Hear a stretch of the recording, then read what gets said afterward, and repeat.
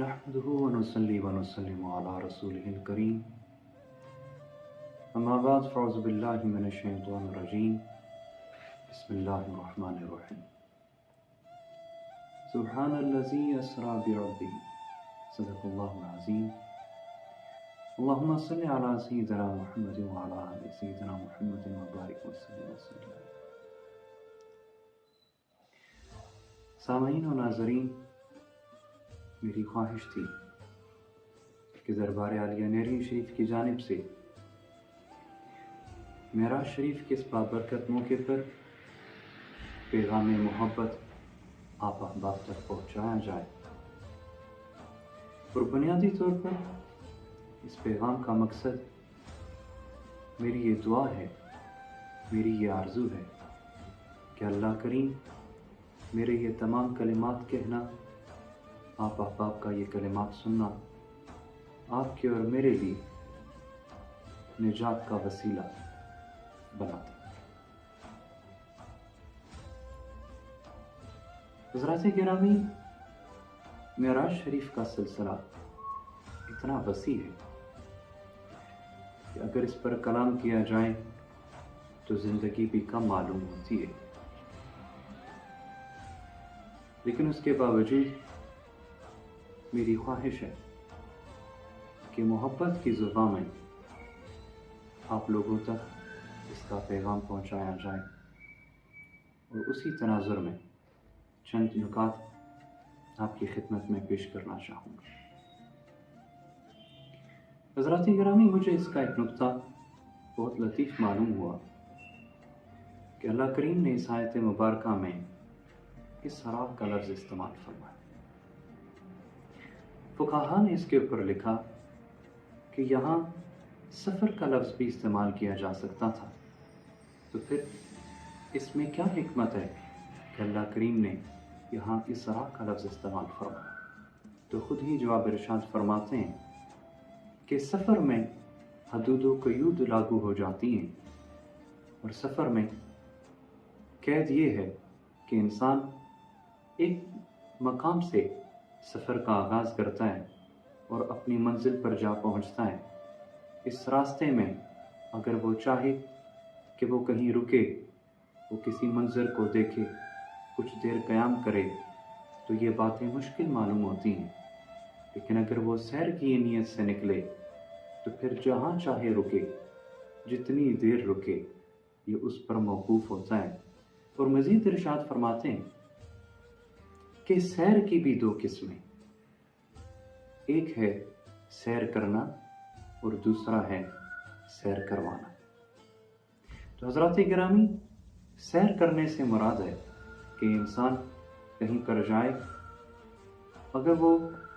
سیر کر رہا ہے تو صرف انہی مقامات پر رک سکتا ہے جو اسے پسند آئیں یا جن کا اسے علم ہو، لیکن جب سیر کروائی جاتی ہے تو سیر کروانے والا باخبر بھی ہوتا ہے، اسے علم بھی ہوتا ہے کہاں رکنا ہے، کیا دیکھنا ہے، اور جو دیکھنے والے مقامات ہیں ان کی تفصیل کیا ہے۔ تو حضرات گرامی، آپ کی توجہ اسی بات پر دلانا چاہوں گا کہ یہ تو رہی دنیا کی بات، لیکن معراج شریف کی کیا شان ہے۔ اللہ کریم نے حضور اکرم صلی اللہ علیہ وسلم کی شان کو بڑھا کر تمام مخلوق کو یہ دکھا دیا کہ سیر کی عظمت کا اور کوئی کیا اندازہ لگائے گا کہ سیر کروانے والی ذات خود دو جہاں کا خالق ہے، اور سیر کرنے والی ذات دو جہاں کے مالک کا محبوب یعنی رسول خدا صلی اللہ علیہ وسلم کی ذات گرامی۔ پھر دوسرے نمبر پہ حضرات گرامی سوال پیدا ہوتا ہے کہ معراج شریف کی ضرورت کیوں پیش آئی، یا معراج شریف کا یہ خوبصورت واقعہ اور یہ سیر اسے کرانے کا مقصد کیا تھا۔ حضرات گرامی، یہاں پر بھی میں محبت کے انداز میں اگرچہ صحابہ کرام نے، تابعین نے، تبع تابعین نے، اولیاء کرام نے بہت ساری تفصیلات ارشاد فرمائیں، لیکن میں صرف اتنا کہوں گا کہ اللہ کریم نے 1,24,000 کم و بیش انبیاء کرام دنیا میں بھیجے مخلوق کی رشد و ہدایت کے لیے،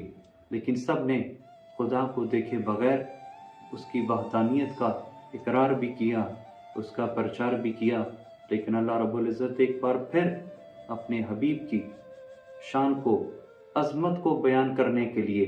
یہ ثابت کرنے کے لیے کہ وہ سارے نبی ہیں، لیکن یہ نبی وہ نبی ہے کہ جو نبی بھی ہے اور خدا کا محبوب بھی ہے، اس مقام کو واضح کرنے کے لیے، مقام محبوبیت کی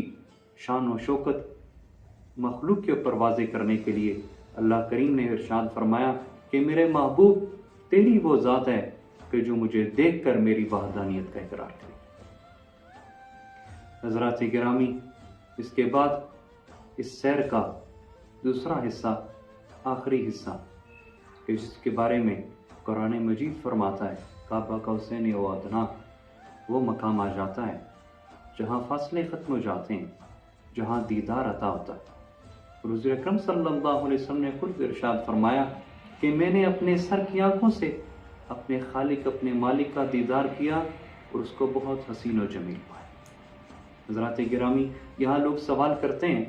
اور کچھ لوگوں کا اختلاف بھی ہے کہ حضور اکرم صلی اللہ علیہ وسلم کو یہ معراج شریف جسم کے ساتھ ہوئی یا صرف خواب میں ہوئی یا صرف روح کو ہوئی؟ تو اس کے اوپر علماء نے بڑی خوبصورت دلائل بھی پیش کیے، لیکن میں صرف اتنی بات عرض کروں گا کہ اللہ کریم نے اس آیت مبارکہ میں لفظ چونکہ عبدی ہی کا استعمال فرمایا ہے،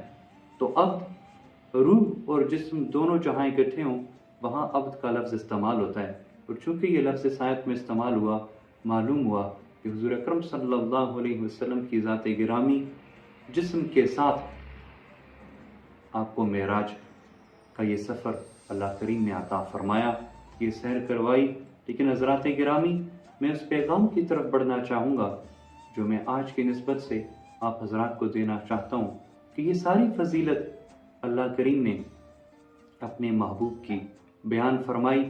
لوگوں کو دکھائی، کوئی مانے یا نہ مانے، لیکن جو محبت کا پہلو اور جو پیغام جس پر ساری امت کو توجہ دینے کی ضرورت ہے وہ یہ ہے کہ حضور اکرم صلی اللہ علیہ وسلم جب اپنے خالق و مالک کی بارگاہ میں پیش ہوئے تو یہ سب جانتے ہیں کہ وہاں اللہ کریم نے اپنے محبوب کو نماز کا تحفہ عنایت فرمایا، اور 50 نمازیں اولاً فرض ہوئیں، پھر حضرت موسیٰ علیہ السلام کے کہنے پر اس میں کمی واقعی ہوئی، اور وہ بالآخر 5 نمازوں پر آ کر وہ فیصلہ اللہ کریم نے ارشاد فرمایا کہ وہ فیصلہ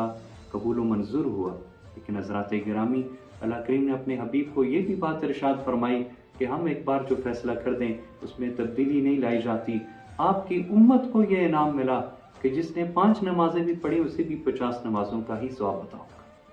اور پھر حضرات گرامی، اللہ نے، اور حضرات گرامی اس پر توجہ فرمائیے کہ محبت کا کیا انداز ہے کہ اللہ کریم نے اپنے محبوب سے ارشاد فرمایا کہ دنیا کا یہ دستور ہے کہ انسان اپنے کسی پیارے کے پاس جائے تو کوئی تحفہ لے کر جاتا ہے، فرمائیے آپ میرے لیے کیا لے کر آئے؟ تو حضور اکرم صلی اللہ علیہ وسلم نے ارشاد فرمایا کہ اے میرے مالک، اے میرے خالق، میں تیری بارگاہ میں کیا تحفہ لا سکتا ہوں، لیکن ہاں ایک ایسی چیز لے کر آیا ہوں جو تیرے پاس نہیں ہے، جو تیری بارگاہ میں نہیں ہے، اور اس لیے نہیں کہ تیری ذات اس سے وراء الورا ہے اور وہ تجھے زیب نہیں دیتی، اور میں تیری بارگاہ میں عاجزی لے کر آیا۔ حضرات گرامی، یہاں ایک اور بڑا لطیف نقطہ آپ حضرات کے گوش گزار کرنا چاہوں گا کہ اللہ کریم نے اپنے حبیب کو دیکھا تو ارشاد فرمایا کہ اے میرے محبوب، فرمائیے آج میں آپ کو کس نام سے پکاروں؟ تو رسول خدا صلی اللہ علیہ وسلم نے ارشاد فرمایا کہ میرے مولا، میرے پروردگار، آج تو مجھے اپنا بندہ کہہ کے پکار۔ حضرات گرامی، یہاں مقام عبدیت کو کی شان کو واضح کیا گیا۔ خود اندازہ فرمائیے کہ رسول خدا صلی اللہ علیہ وسلم کی شان عبدیت یہ ہے تو شان نورانیت کیا ہوگی؟ حضرات گرامی، میں اسی پر اکتفا کرتے ہوئے پیغام کی طرف بڑھوں گا کہ یہ رسول خدا صلی اللہ علیہ وسلم کی شان و عظمت ہے کہ اللہ کریم نے آپ کو معراج عطا فرمائی جو اور کسی نبی کو میسر نہیں آئی، لیکن آپ کے وسیلے سے یہ مومنوں کے لیے، یہ امت کے لیے یہ ایک تحفہ ہمیں میسر آیا کہ جسے الصلاۃ معراج المومنین کہتے ہیں۔ حضور اکرم صلی اللہ علیہ وسلم نے ارشاد فرمایا کہ جس مومن نے نماز ادا کی تو گویا یہی اس کے لیے معراج ہے۔ حضرات گرامی، اگر ہم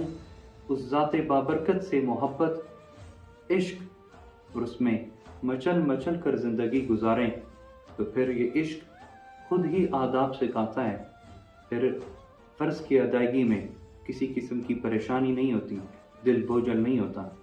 وہ عشق محبت کی تپش اور اس میں جو جاذبیت ہے وہ خود ہی انسان کو کھینچ کر عبادت کی طرف لے آتی ہے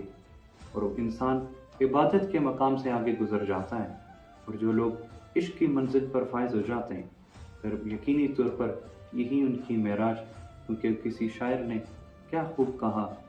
کہ تیری یہ معراج کہ تو لوح و قلم تک پہنچا، میری یہ معراج کہ میں تیرے قدم تک